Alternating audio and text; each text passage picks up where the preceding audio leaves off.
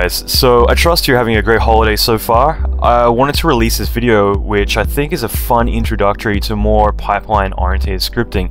The goal of this training video is to demonstrate how to build a list of all your render nodes inside of Max and have the ability to double click the node you want to access and it will log in via remote desktop. Pretty handy as no typing or manual works involved. Yet it's pretty straightforward to build this and definitely should get you thinking of other ways that you could use this approach. I won't spend a lot of time talking about this, let's just jump in and do it. And lastly, you can download my files below if you're viewing this from my website. Otherwise, go to www.allanmckay.com and search for the remote desktop or Maxscript post inside the search panel to find the post, and also links to where to access the actual Maxscript. Okay, so what we're going to do here is, first of all, we have remote desktop, and I can click this, and it brings up, my stuff here. So I want to make CFX7, which is one of my nodes, a node, and it says save credentials. You can edit these credentials, blah blah blah. So I'm just going to set up everything here. Use all my monitors. No. So anything I want to configure, I'll make sure I actually do in here first. And so, there's lots of different options in here. Since they connect and don't warn me, blah blah blah. Okay, so when I'm happy with this, I'm going to click save. And I'm just going to save it in a remote location, but it's a very specific one that could be accessed anywhere. And I'm going to call this CFX7. Okay? And that should save it out. So I'm going to close that, and I'm going to go to pdrive mxs. Okay, so I'm just going to go to this location, and here we have this file. Okay, so if I double click on that, say don't ask me, just connect, it will take me to that location. Okay, so I'll close that again. So what I'm going to do here, I'm just going to copy this and paste it here, as well as the name of the file. Alright, and naturally let's just change the path of this.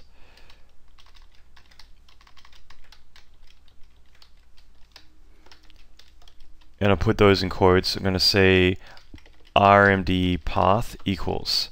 Okay, and then from there we can set an array or whatever we want to do.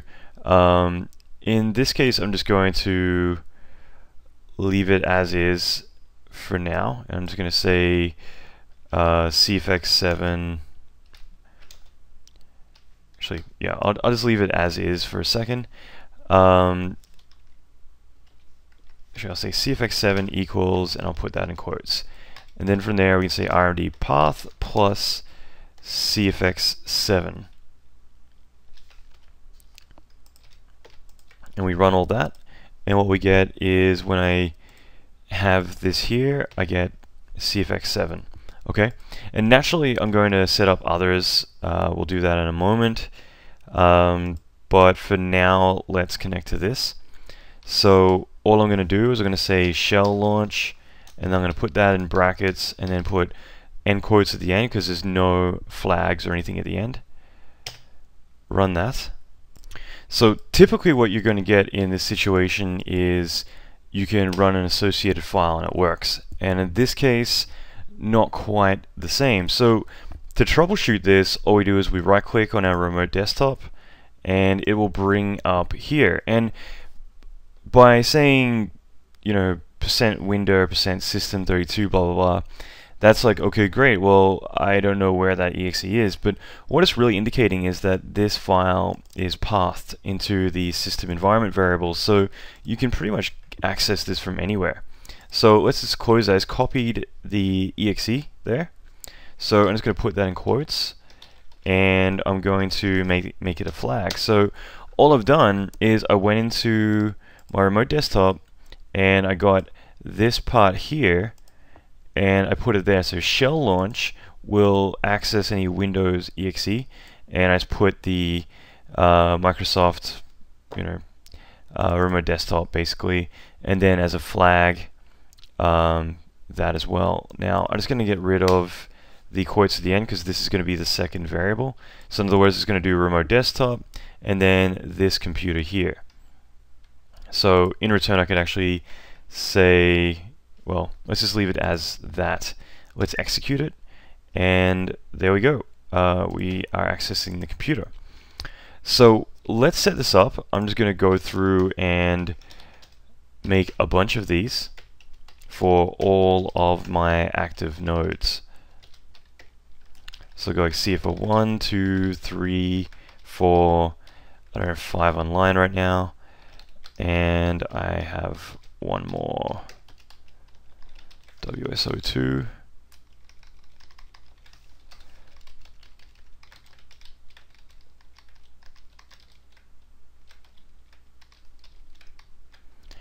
And I might just disable that one as well. Okay, so that works out really well. Now, what that means is that I can now access any of these. I just need to put in, I want to access that computer, and it will take me to that computer. So the only thing left to do is I actually need to go in and make a bunch of shortcuts. So I need to make like CFX1, and they go options. The one thing I might say is just don't warn me about anything, and save it out, and just do this one as CFX1, and then again CFX2,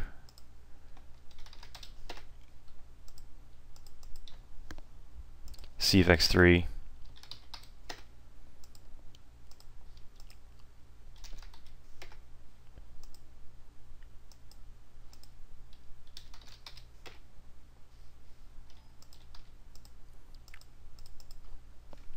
so these are all my workstations, and now they're all located there.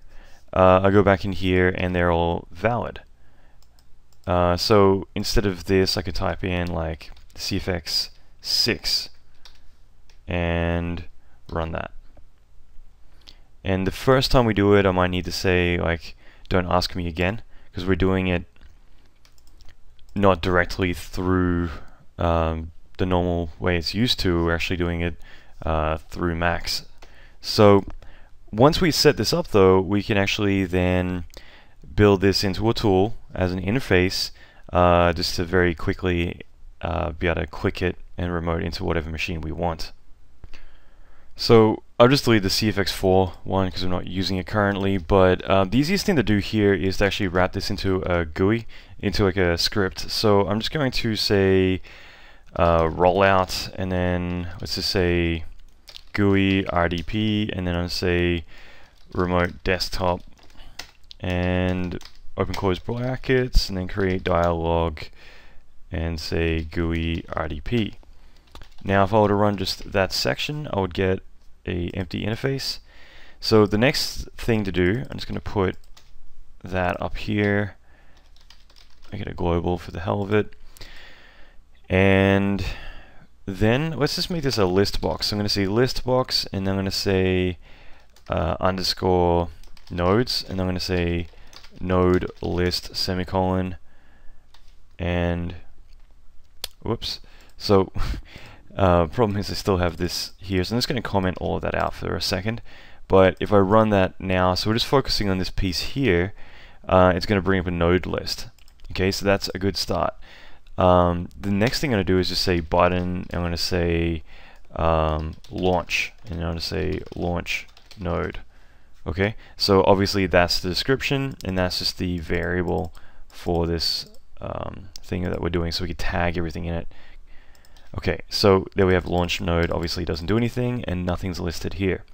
So next we have all of this stuff here, and why don't I just wrap it into an array? It'll make it easier because we've already written it all out.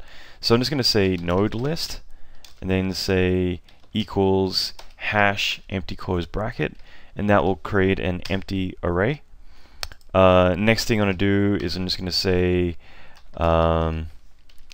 node list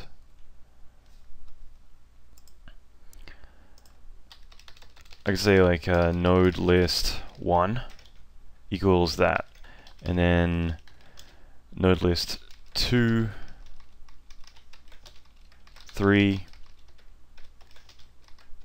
4,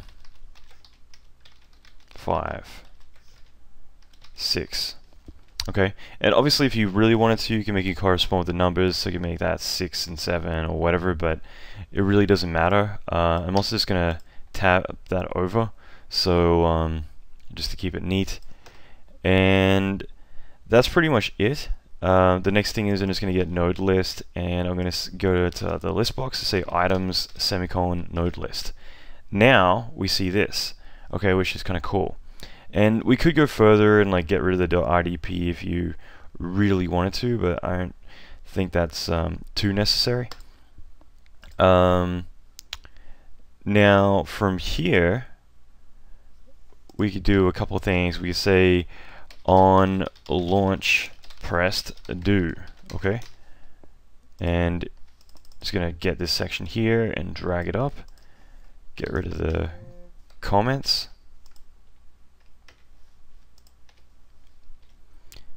And I'm just going to go RDP blah blah blah, and I'm going to say you know, whatever we want to put here. Okay, so all of this is perfect. We just need to change this one variable. So the way I'll do that is I'm probably going to just put we have nodes, so I'm just going to say underscore nodes dot selected. Okay, and while we're testing this out, let's just get this line and print it there and say print, and we'll comment this one out. And this is just good practice because then we can test what this is actually going to reflect when we hit it. So by executing it, which is just tools evaluate all, it has the list, and I can click any one of these, doesn't do anything, but then all I do is click launch node, and it's going to print that path. So I can go to the first one, it's going to print the first one. Okay, so that kind of works out really well just because it's just very easy to jump up and select one and then just hit launch and we'll launch it. Okay, so we know that's going to work, so let's just delete that line and we'll comment that out or uncomment it, and that's our tool. So we've neatly just written these down. We put them all in a directory, saved them all out, and we wrapped it in a very neat and simple GUI. And here's the result. We have a list of all of our nodes, and we can then put it in the interface somewhere. And it just means that whenever I want, I can, let's just, for the sake of it, I'm just going to drag this up here. And then as I'm working along, if I want to remote into a machine, I can just click this button and select the node, hit launch, and it will take me to that direct node. Very easy to do, and it just makes life a lot easier to do that. And again, the first time you do it, you'll need to connect. Okay, so really cool. The last thing we could do here, just for fun, is actually say, instead of a launch button, I could do this instead. I could say on, let's say,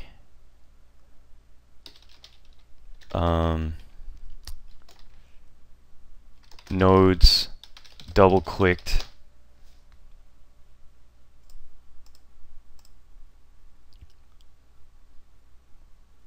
item,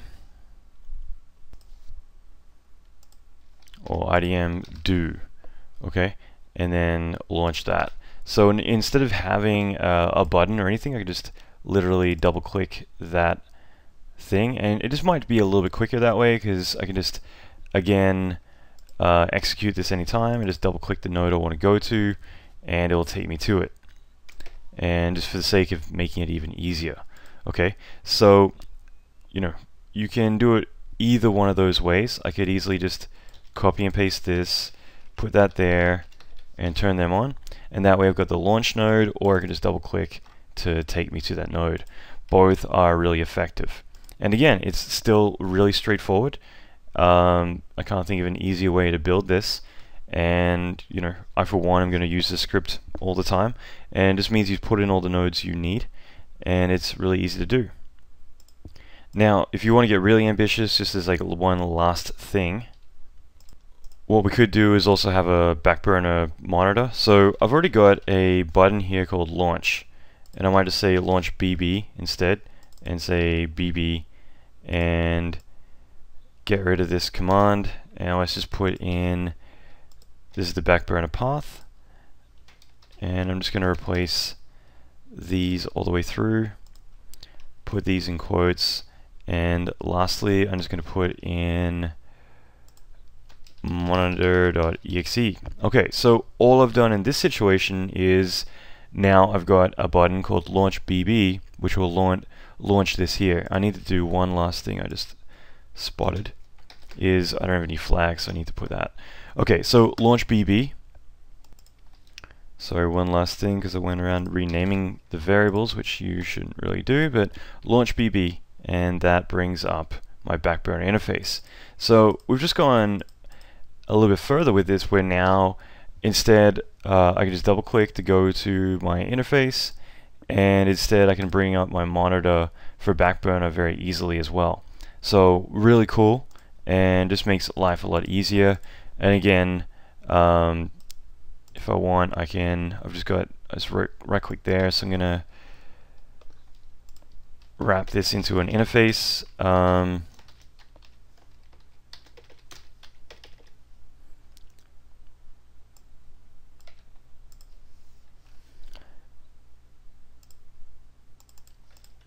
And execute that. So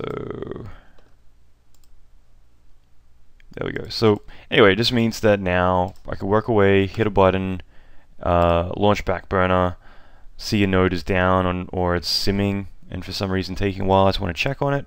So just double click in that node, and there we go. Perfect. And one last thing we can do here, if we want to get a little bit more fancy, is to make this dynamic. So I could get my RMD path, and then let's just say get files RMD path plus, and then as a string star.rdp, and then I say node list equals that. And lastly, I just need to put these in brackets. So it's 1. Okay, so if I run that, what I can do is I can completely disable this whole list here. And let's just run this. And so if we were to do this, it's a little bit different, obviously, but the main thing is that what we end up with is basically a dynamic list. So if we were to add any extra nodes in, it'll actually scan the list and get that. So that's an extra step, but it means that this will dynamically read it. Now we can go further with this if we wanted to, and what we could do now is, rather than have this list, we could build another one.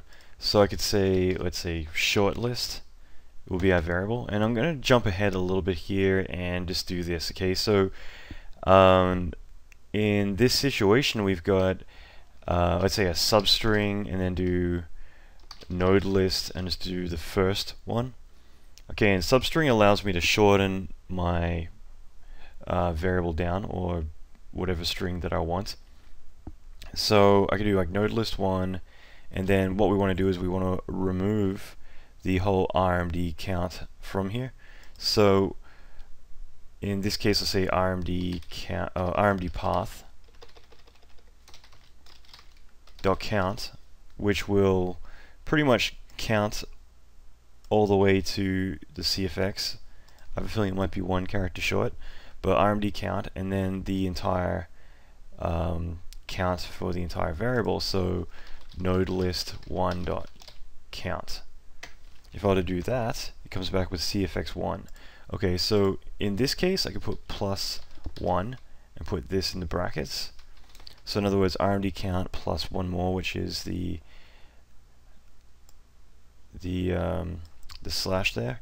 Okay, and that gives me CFX1.rdp. I could even do this to go further and say -4, and that will remove the .rdp. And what we get then is just and this is one thing I always sometimes forget, but basically what we do is when we count up to here, it says okay from there and how many characters are long, rather than like an absolute position count. So rather than this, it would actually be let's put this in brackets, but node list 1 dot count minus rmd path dot count, and then inside of that I put like -4. In theory that should work. Yeah, and they'll give us cfx1. Okay, so all I did is I get the total count, then I remove what we've already removed there, and then I remove the additional 4 characters for the .rdp, and that gives us the character here, cfx1, and that means at least, you know, no matter how long or short the name is, it will always be absolute. So we have that.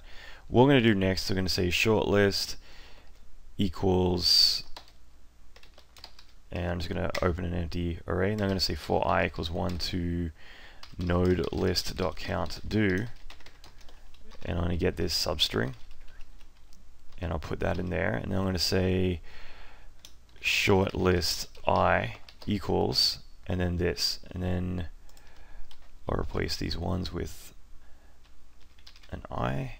And so just to explain what I've done here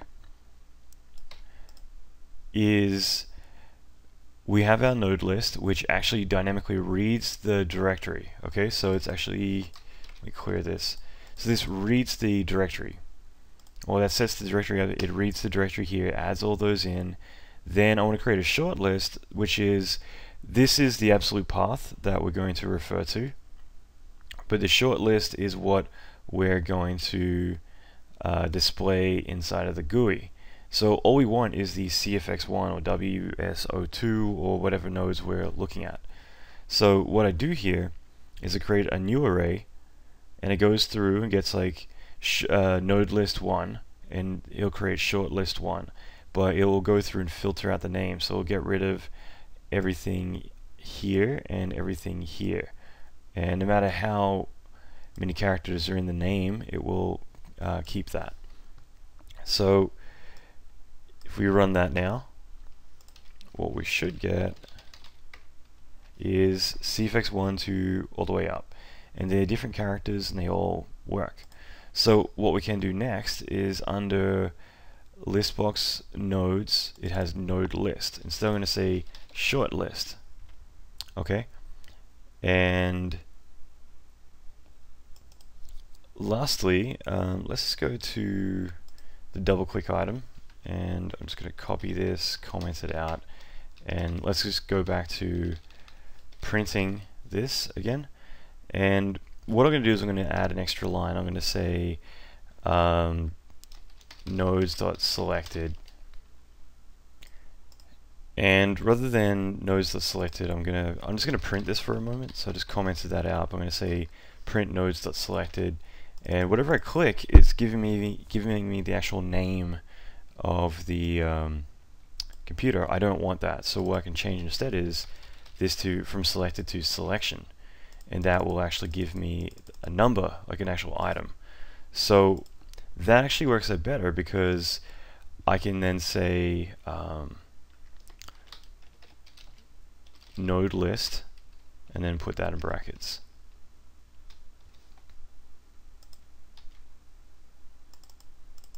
And then instead it's going to use that number to direct me to a computer. So cfx4, cfx6, and that works out better. So then I'm just going to get that line,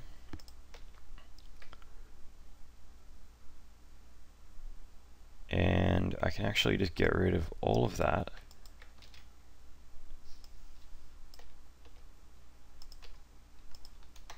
Okay, and because we have the absolute path, we're just going to put that in there, and now I just can go cfx7,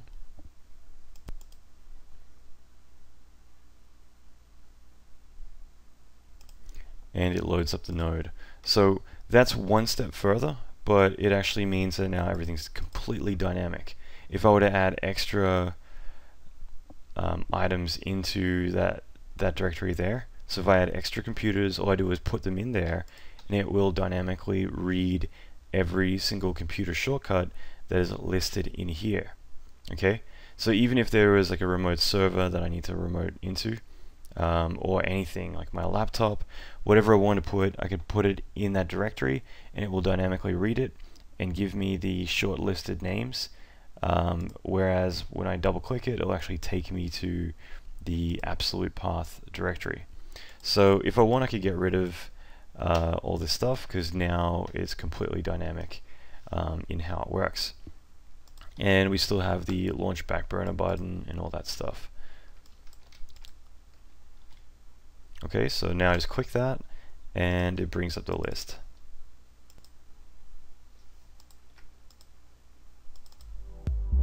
I hope you enjoyed that. Like I said, the concept itself is pretty straightforward, and it's something that once you build, you will probably opt to use quite often. Plus, it's something that is very easy to build upon, as the way that we've constructed the script is to read actual files we set up. So suddenly, you could really use this in so many other ways, whether it would be to read other Max files, or pipeline documents, or a dozen other things. This is just the tip of the iceberg, plenty more stuff coming, so stay tuned. And lastly, you can add me to Facebook or Twitter to get the most up-to-date material. And here's a link to my website again, where you can download the Maxscript. Okay, thanks guys, and hope you're enjoying your holidays. And lastly, not to give too much of a plug, but if you're interested, I've just released, right now in fact, a new training DVD on Fume Effects for Maya. So if you go to fumeeffectstraining.com, you can access it for a discount price for all of December. Anyway, talk to you soon.